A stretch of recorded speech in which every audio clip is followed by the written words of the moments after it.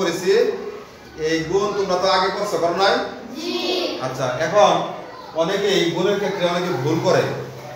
গুণের সঠিক নিয়মটা কি সেটা তোমাদের শুরু থেকেই জানতে হবে। কোন নিয়মে গুণ করলে গুণটা সঠিক হবে। এখন আমি এখানে দুইটা পদ্ধতি দেখাচ্ছি, দেখো একটা পদ্ধতি একটা পদ্ধতি। এখন তোমরা বলো কোনটা সঠিক কোনটা ভুল বলো। হ্যাঁ দুইটাই সঠিক? কোনটা সঠিক? এটা তাই না? এটা কি কেন ভুল? কোনটা সঠিক কোনটা ভুল এটা প্রমাণ করে নিই আগে, তাই না? প্রমাণ তোমাদের বইয়ে আছে। যেমন ধরো আমরা জানি কি গুণ করার সময় আমরা কোথা থেকে গুণ করি? এককের ঘর থেকে। কোন ঘর থেকে? একক। দেখো এই যে একক থেকে গুণ করব। এই একক দিয়ে প্রথমে এই একক গুণের একক, তারপরে দশক, তারপরে শতক, এটা গুণ করব। এখন 6 দিয়ে গুণ করো। 6 4 24 এর 4 হাতে কত? 2 6 3 18 আর দিয়ে 20 এর 0 হাতে কত? 2 6 7 42 আর দিয়ে 44। আচ্ছা এরপর দেখো এটা করার পর আমরা কি করছি?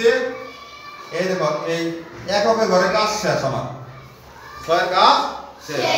এরপর আমরা কি করলাম? শূন্য দিছি। শূন্য কেন দিলাম? এককের ঘরে কাজ শেষ এজন্য। আর কারণ আছে কেন আমরা শূন্য বসে দিলাম? যেমন ধরো এককের ঘরে কাজ শেষ 6 একক মানে কি? 6 6 একক মানে কি? যেমন আমরা কি করছি পাওয়া 734 734 কে 6 দ্বারা গুণ করছি। 6 দ্বারা গুণ করে আমরা কি গুণ ফল এটা পাইছি না? তাহলে একক ঘরে গুণ করে আমরা এখানে লিখি এই সারিতে, তাই না? এখন আমি এই যে দশক 5 দিয়ে গুণ করব। 5 দশক 5 দশক মানে কত? 5 দিয়ে গুণ করব কোনটাকে? এই 734 কে। 734 গুণ এখন আমি কি 5 5 কি আসলে তাই স্থানীয় মানে কি বলে? 5 দশক মানে কি? 50 5 দশক মানে কি? 50। এটা কিন্তু 50 দিয়ে গুণ বোঝায়। কয় দিয়ে গুণ বোঝায়? 50। কিন্তু 50 দিয়ে গুণ করা কি কঠিন না আমাদের? জি। তাহলে আমরা সহজ পদ্ধতিতে 50 এর মধ্যে এখানে কি আছে? একটা শূন্য। এই শূন্যটা আমরা এখানে বসাই দেব। এই শূন্যটা আমরা কোথায় বসাবো? এই এককের ঘরে। এটা একক 50 এর দেখো 50 এর একক ঘরে শূন্য পরে 10 এর কত? 5, তাই না? 50 শূন্য এখানে বসাই দেব। রইল কত? 5। এই যে 5 দশক মানে 5 দশক কত? 50 50 কত? 50 এর কি এখানে শূন্য আর রইল কত? 5। এই 5 দ্বারা গুণ করো। 5 4 20 এর 0 হাতে কত? 2 5 3 15 দিয়ে 17 7 হাতে 1 5 7 35 আর 1 36। এখন বুঝছো? জি।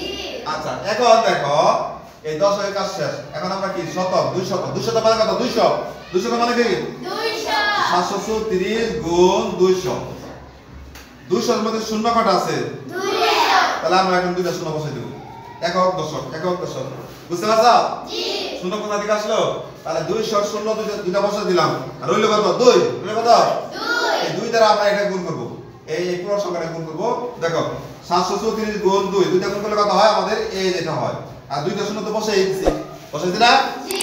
তাহলে আমরা এককের ঘরে গুণ করে পেলাম এইটা, দশকের ঘরে গুণ করে পেলাম এইটা, আর শতক গুণ করে পেলাম কত? এইটা। করার পর এগুলো আমরা যোগ করছি, যোগ করার পর এটা আসছে, এটা হলো গুণফল, তাই না? এখন গুণফল এটা।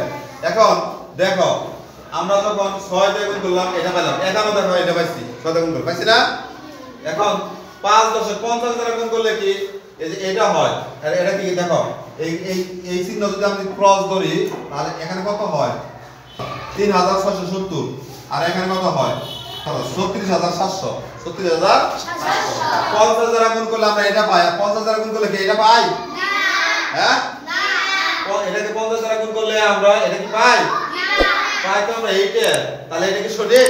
না। এটা কি ভুল? এটা বুঝতে পারছো কেন ভুল? জি। তাহলে এখানে কোনো কেউ কি এখানে কোনো ক্রস চিহ্ন দিবে? না। তাহলে এখন ব্যাখ্যাটা বুঝতে পারছো? জি। কেউ যদি বলে এখানে শূন্য কেন আসলো, এখানে একটা শূন্য আসলো, এখানে দুইটা শূন্য আসলো কেন? এখানে আমরা কাজ শেষে আমরা একটা শূন্য দেই, কেন দেই এখন বুঝতে পারছো? 10 এর কাজ করতে গেলে আমরা একটা শূন্য দেই, একটা 17 এর কাজগুলো এখানে দুইটা শূন্য দেই, কেন দেই বুঝতে পারছো? জি। আচ্ছা তাহলে বুঝতে পারলে তাহলে আমরা কি করব? এইটা ভুল পদ্ধতি। এটা কি পদ্ধতি? ভুল। ভুল। এটা কি ভুল? কাটা এটা কাটা দাও। আর এটা কি সঠিক? এটা কি সঠিক? এটা সঠিক। তাহলে এই গুণের ক্ষেত্রে আরো কি ভুল হবে তোমাদের? ভুল হবে না। আচ্ছা, ধন্যবাদ সবাইকে।